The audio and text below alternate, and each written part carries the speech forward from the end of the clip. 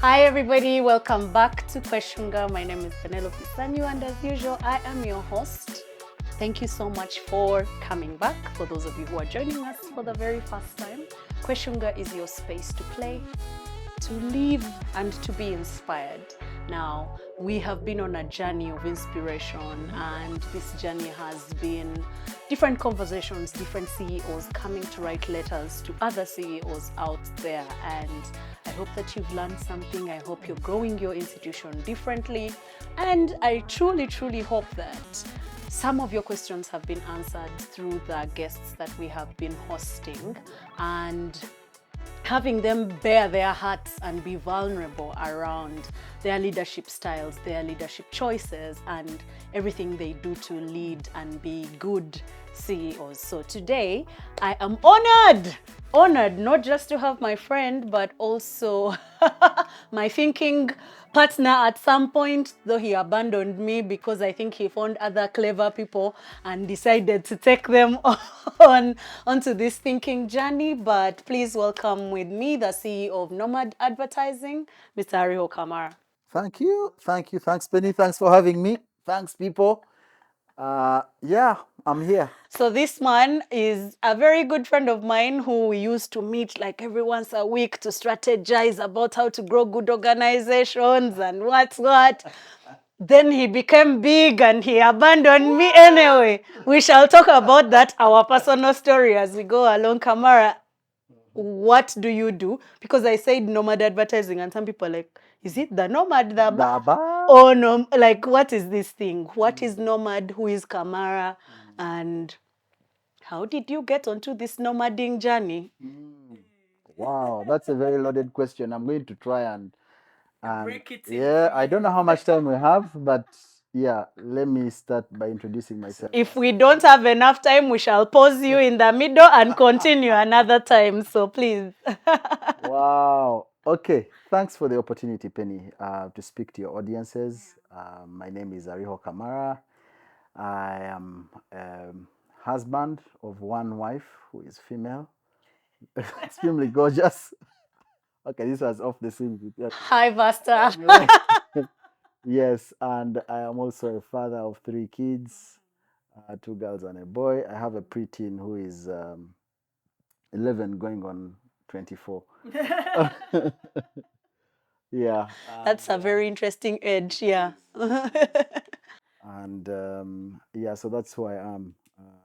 Born and raised in Uganda, born in Tanzania, raised in Uganda, to very family oriented parents. And yeah, so I had my grounding in the village, grew up and studied in Kabale. Then I came to Kampala after I had lost all my milk teeth. So, so yeah, I cut my teeth in Kampala, so to speak. Yeah. Growing up, I keep telling people I was not your A student. I was your C and D student, and later got to understand that it's the C and D students who are creatives because they don't regurgitate what's been given to them by It's the not the system. traditional system Exactly, yes. understanding of things. So they draw Yeah. ovals for circles and circles for ovals because they have an explanation. You know, they can explain. And our system doesn't want explanations. You either cram it or you you give it to us as we gave it to you, otherwise you're wrong. Yeah. So yeah, so I found myself in the arts, and I think that marked my I mean, when I understood that is when I really embraced the fact that I'm a creative and stopped trying to pretend to be the person that I was not. But then I still yeah, finished the formal education and then went on to pursue stuff that I'm passionate about. So in a nutshell, I would say that's me. A bit of family, a bit of my education background, and my career starts in my S6 vacation. Six. Oh my god. Yeah, when I bumped into graphic design. This is 98. Um, I laid my eyes on a Mac and my life changed. I have never used any other That computer. seems like a much deeper relationship than the relationship with your wife. Huh? So Yeah. I mean, oh well, those who have seen the old, very colorful iMacs, they would attest that those were gorgeous machines. And when the G5s came, with extra sound effects for when you're rolling the mouse and clicking, man, you, yeah, yeah, yeah. They had these sounds that they made, which made you feel extremely creative. Yeah, they were all clicks, and you know they were like tongue clicks, whenever you're doing stuff. So yes. and for a young man from Cavalry, you're like, what is Oh this? yes, oh yes. So that was me. So big ups to I call him Papa JK, John Cato, and the wife Gladys, who gave me a gig at Access Reprographics, which I was happy to do through my entire university. And that kind of set the tone for where I wanted to go in life. I now very much understand the difference between vocation and education. Yeah, most people have an education, but they don't have a vocation. Yeah, so um, yeah, so that's how my journey into design and later on advertising starts. Yeah. I have so many questions, but one of the things that I'm hearing right now is that you were employed before this, right? You're employed now. I mean, even though you're even now you're employed, but like you've sat under somebody before, you learned what you know today, working for somebody else. You put in the time, you were expected to be at office at a certain time. Just talk a bit about that, because one of the things that I have noticed is that sometimes when you're the boss, when you're the CEO, people think you've not gone through this chain of work, right? You expect us to be at work at 8, but for you, do you even know what it means to sit on a board?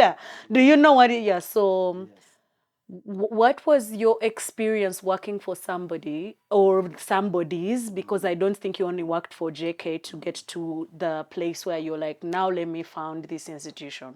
Let's just talk a bit about that transition. Wow. So I worked for Access Repro for about 2 years, but they were very flexible with me because I was a student.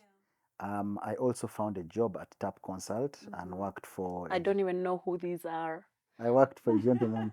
The Tap Consult was owned and at the time run by Audrey Ravogo. Um, um, he was an amazing. He's still an amazing guy. He was a good guy to work under. Um, I'll tell you his working method. Many people may not know, but I'll tell you. This is a guy who used to drop me off at 1 a.m. Because, yes, so we would be working on a project. We would work until maybe about half past midnight. At the time I was at campus, so he would drop me off at the hostel. So he dropped me off at 1 a.m. And then he would pick me up at 6 a.m. That's less than how many hours of sleep? Exactly. I remember working on this very project. I don't quite remember, but it was something to do with the AGOA project that we're doing some work for. We're producing magazines and, a bit of some compendia of sorts. And this went on for almost a week. Many people may have whatever feelings they have towards him, but I think he has a great work ethic. And I picked up some of the stuff from him and the team that he had assembled at the time, who have continued. We still have a WhatsApp group and we occasionally check in. Yes. So there was a guy called Brian Rehabura, who is now a major World Bank consultant, doing projects in Ivory Coast and Mozambique. He's done lots of work in Uganda as well. There's Amos Ziksoka now, who is the I think UN lead in Malawi. Yeah, in Malawi.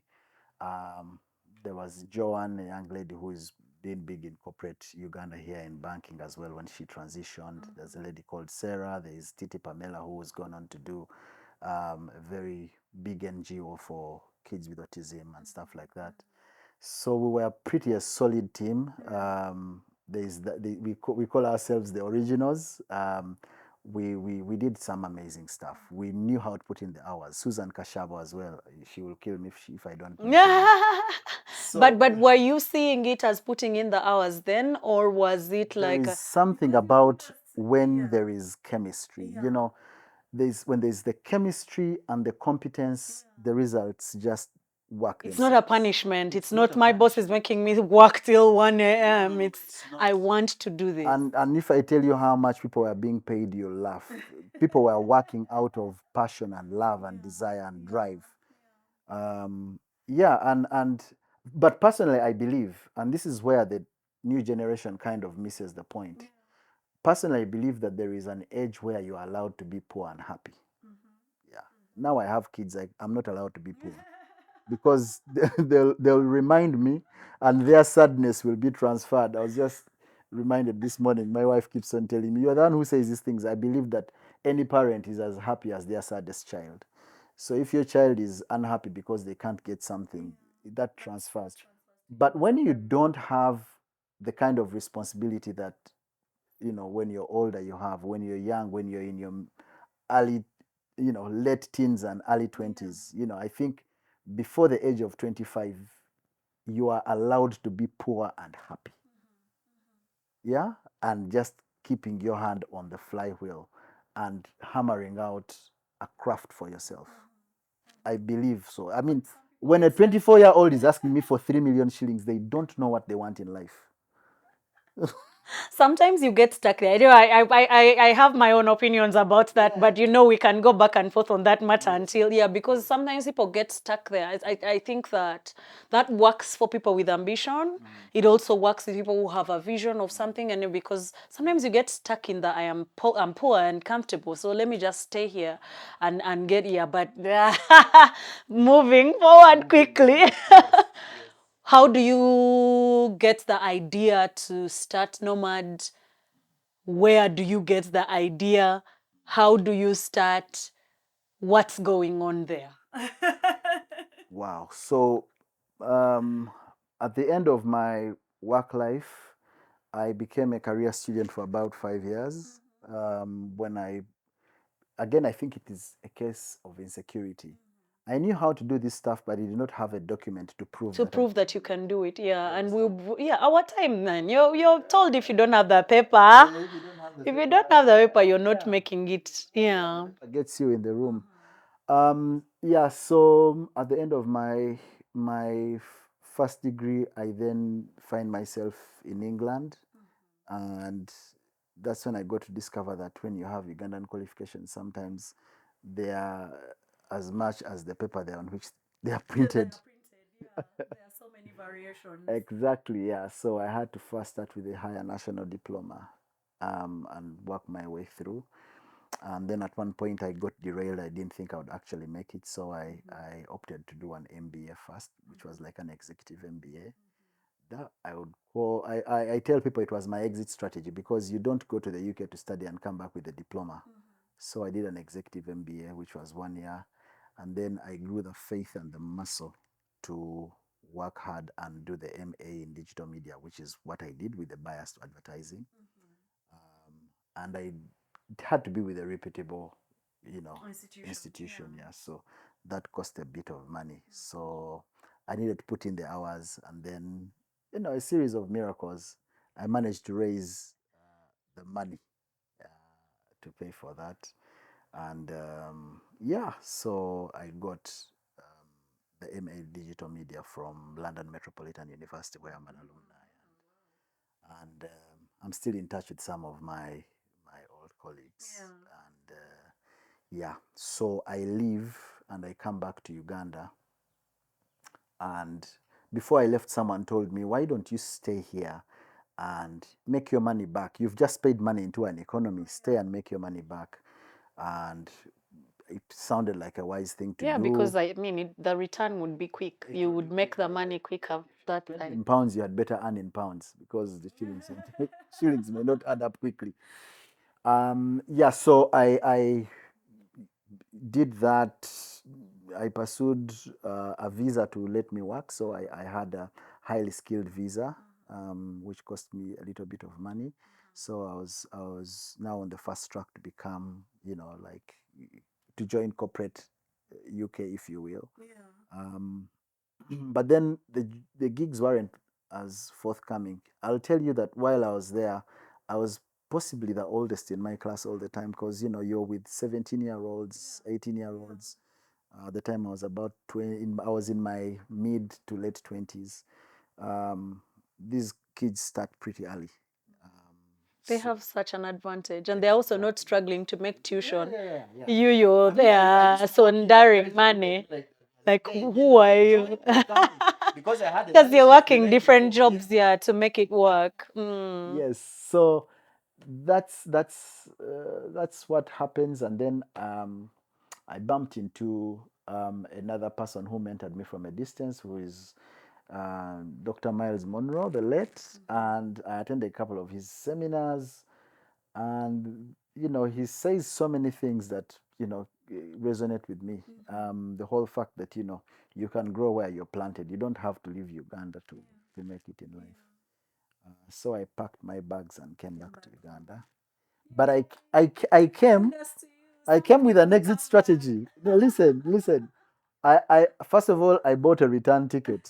Because you were like one leg in, if it doesn't work, I'm flying back to I the bought a UK. return ticket, open for 1 year.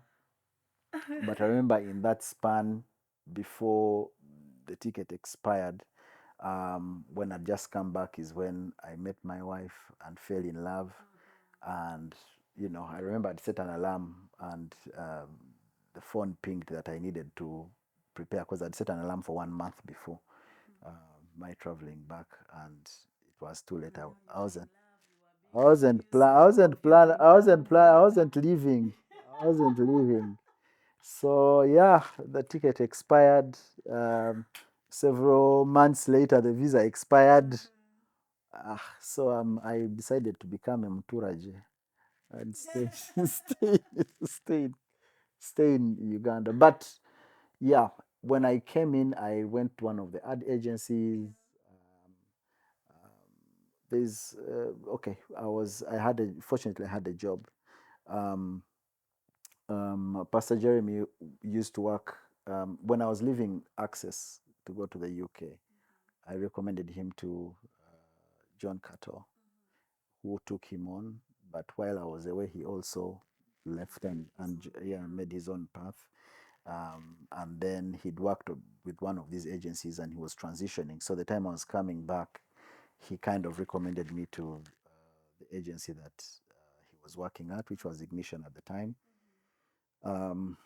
So I went in there to cut my teeth and know what actually happens in ad agencies. It was pretty small, but I learned very many great lessons from there. Sad it's no longer alive. It's since closed. Um, yeah, so when I was done with that, then I started the hustling journey because I knew my way around. Um, and began to have contacts with former colleagues, former friends, and people I'd left behind, and were having conversations about doing this. I remember when we were at TAP, I said something. I don't know if it was reckless, and Amos, if you're watching this, you remember. We had a bit of a debate because I told them that my idea was to transform the advertising landscape of Uganda, and they were like, "That you can never do that. You don't know what you're doing." But you are prophetelling, prophesying into the future. It's happening now. I mean, you're transforming. You are in. See people who do not believe in themselves. Take your flowers. Well, it's up for debate. We'll have that conversation. Have that conversation another day. Um, but again, one person that I have missed, my story is about people. I've learned really to pin the dots with people. So while I was at Access, I bumped into a gentleman called Edris Kamuli, and we worked together for 3 years. Edris is the MD of MAD Advertising, and he's been like a mentor to me. we kept in touch. When I went to the UK, he actually went to the US because he studied, I think, in Miami Art School. All the way from Minneapolis, we still got on the phone sometimes and talked, and we're still in conversation. So he's been there. He's been there. We recently, while we're learning about the whole thing of giving honor where honor is due, I really felt the sense that I should honor him, and I went to his office and recognized what he's done in my life. So he's also been a great source of inspiration, and he keeps on telling me, this is the final frontier. I mean, when we came back to Uganda, the conversations we're having is this is the final frontier, you know. Yeah, but that thing that you mentioned about, wanting to be the biggest, influence on design and advertising in Uganda or even Africa. I don't think it's just a thing people say. I know that sometimes we say things in the moment and people laugh about them. But when you look back, you see traces of how this is happening. It might not be happening at the magnitude with which you dreamed it, but it's happening in small and big pieces. Now, I've known you for not very many years. There are many, but there are not very many. Because if I say them, then people are going to start calculating our age and what. We are not giving them that privilege. But for as long as I have known you, you've been building Nomad. Yeah. And I can tell you, as a person who is a co-constructor or co-conspirator in the construction business, it's messy. It's messy, it's emotional, it's deeply scary. Sometimes you're doing it with shaking knees, and people don't see that part. They only see this is what's happening. The brand is out there. And you're the king of brands. I mean, you've written a book, Know Your Brand, right? You've written a whole book about brands and whatever. So 2 whole books are about branding. I want you to dig a little deeper into the nomad story and just help people understand out there how you get to a place where you're not just. Because from the stories that you've told, yes, it's people, people, people, people, and now here you are. You're not just in Uganda. Nomad is in Ghana, Nomad is in Rwanda, and it's still spreading across Africa. How do you even get there?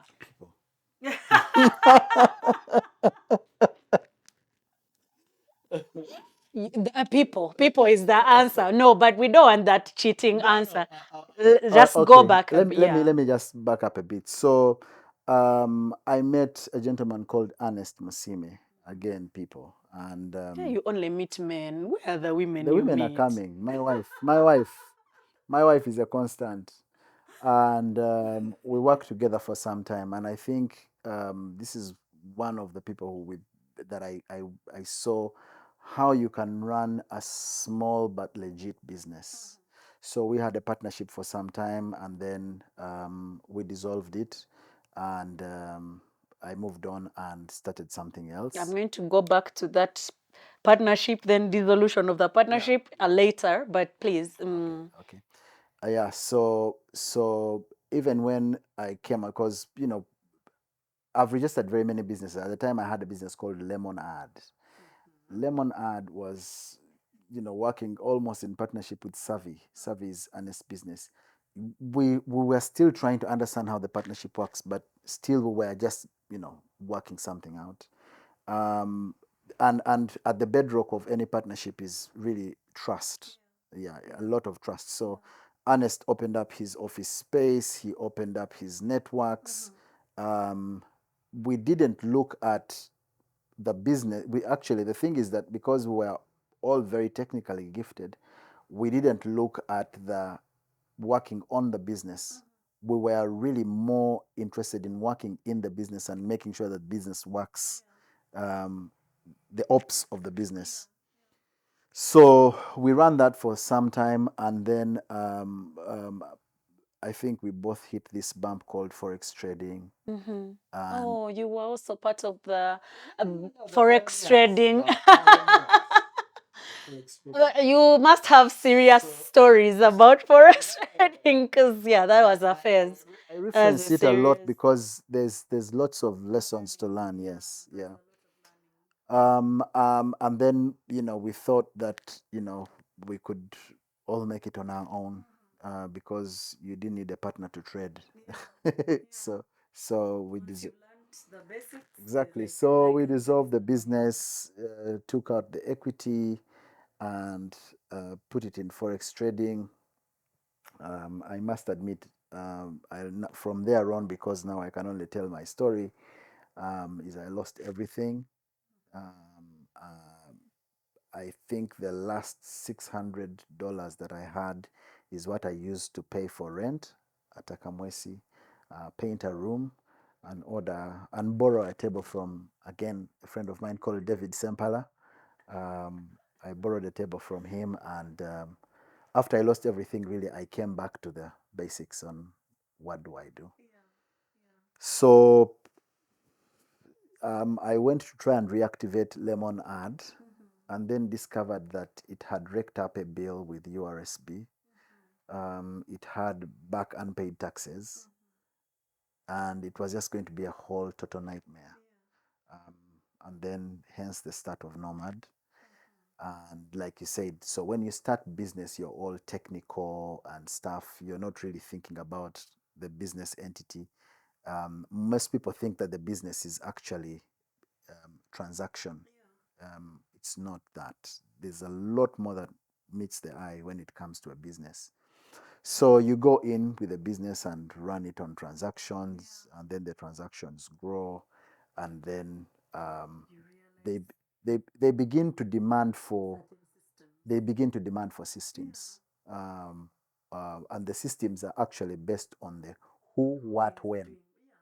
Okay, yeah, yeah, and how, because people, you might understand what is happening and what is being done, but the question is who is doing it, yeah, and when are they doing it, and how are they doing it, yeah, and the why are they doing it. So when those questions are not really answered, normally it's time to reevaluate the business. And yeah, so I think for the journey of Nomad, it's been a case of growing, and then you get to forks in the road where you need to reevaluate what needs to be done.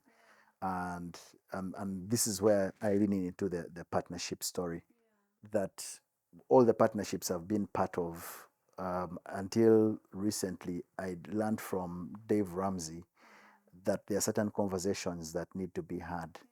Um, just started a partnership in Ghana, and it's having these conversations earlier on, uh, and seeing the amount of pain that is happening now is it's interesting, because just I'll just give you, Dave Ramsey summarizes it into the 5 Ds. So the D1 is disinterest. So Penny and I are in a partnership. What happens when Penny is disinterested? Okay. Or if I am disinterested, Yeah. because it could either be, Yeah. it could be either It could be partner. either party. Yeah. Or it's not that you're disinterested, but you could develop other interests that overshadow the interests that we share in common. And it's okay. It's part of evolving. It's part of growth. It's part of life. It's the only place where you can't get disinterested is marriage, but and maybe parenting. But what happens when there's disability? Okay, that's the second D. What happens when you get a disability? Is it our responsibility to carry you along? Yeah, I can't, and it doesn't have to be disability or physical disability. It's like, I am not able to do this. My capacity ends here. I am, yeah. So some people might be thinking, hey, if I fall down and break my leg, people will, no, no, no. It's basically, it means when you're unable to perform in that. What happens in the case of drugs? Yeah. So when you pick when you pick up a habit along the way, and we find that it compromises how you serve the organization, what happens? We have that conversation as well. What happens in the case of divorce? Because if your wife is your next of kin, sometimes it might be difficult for us to, how do we work with someone that we are not happy with, or do we have to liquidate so that we pay her, depending on what your arrangement is. And the one that people don't ever talk about, what happens in terms of death. So when you handle those D's and you have that conversation early and candidly, and I think it's such a pregnant conversation that when you deliver the babies to that conversation, you have a long, successful partnership.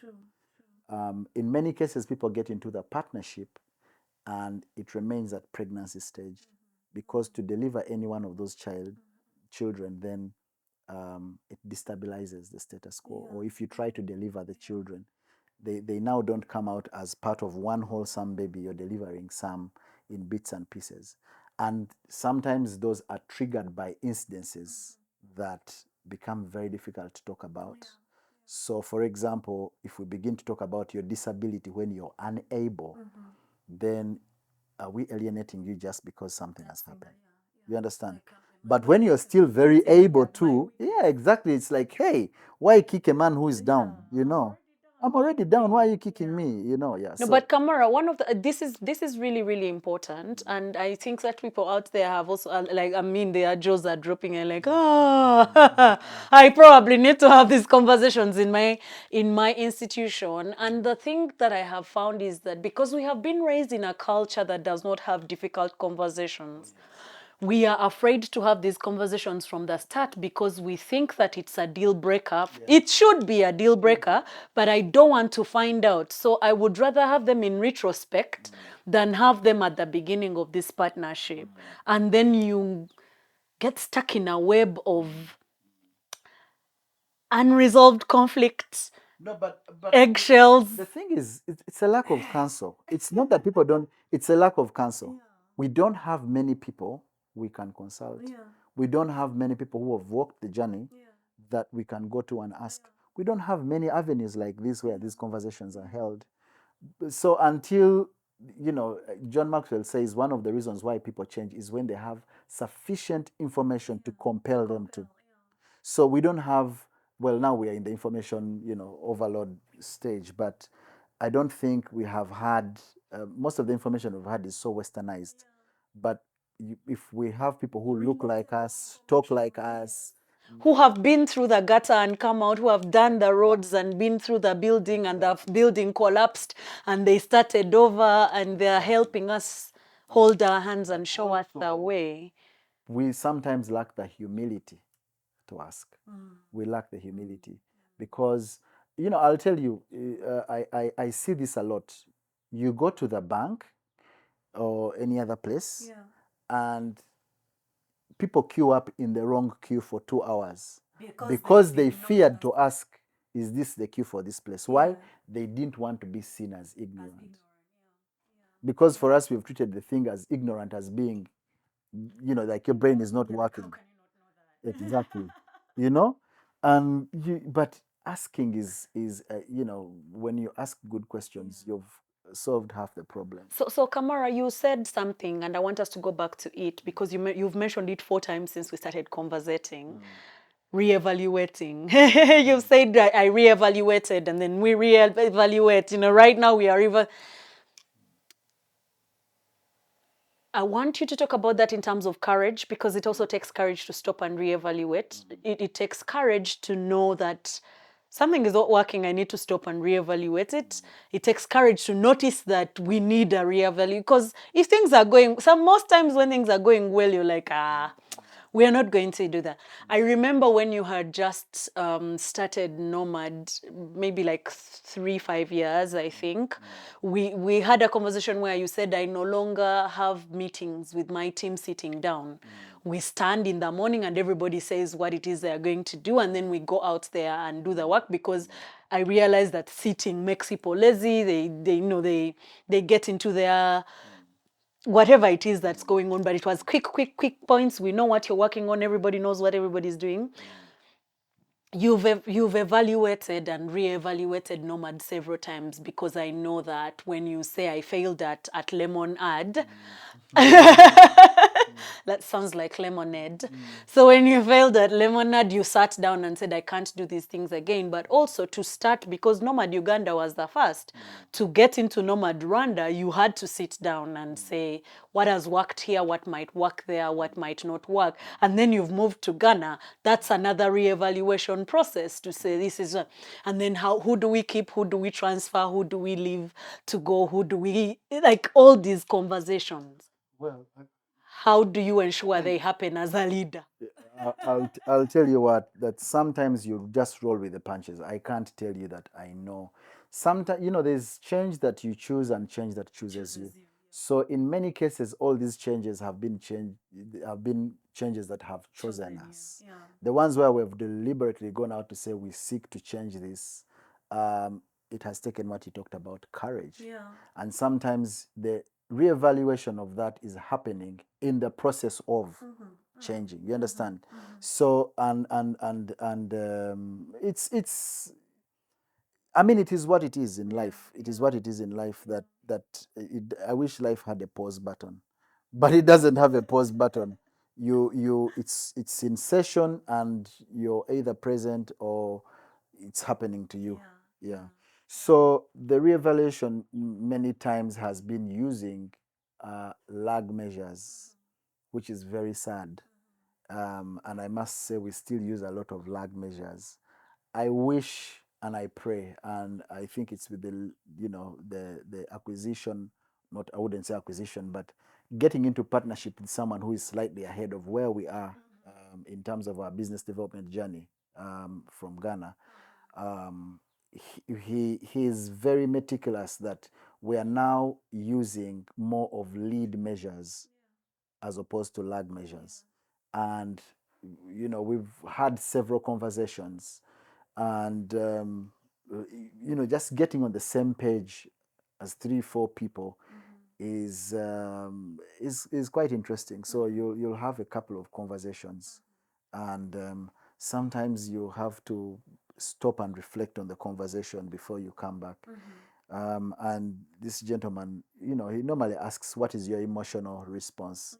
And then what is the intellectual one which you think about? Because sometimes he'll say, give me an emotional response, because he knows the first thing that comes out of your mouth is just out of feeling, but you haven't really pondered what you're thinking. So I think it's really understanding what measure you're using to reevaluate.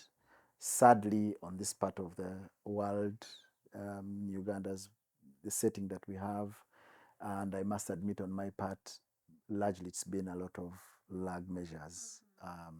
It's of recent that I've had someone come in who now is helping to, ask this reevaluation using lead measures.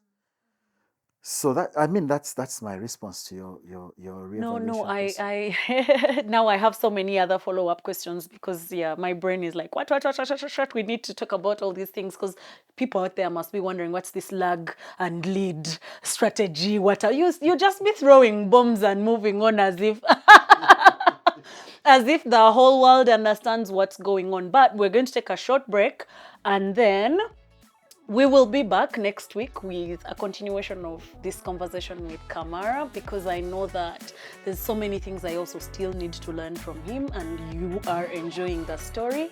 So we'll be back next week. Don't go away. Just stay questioning.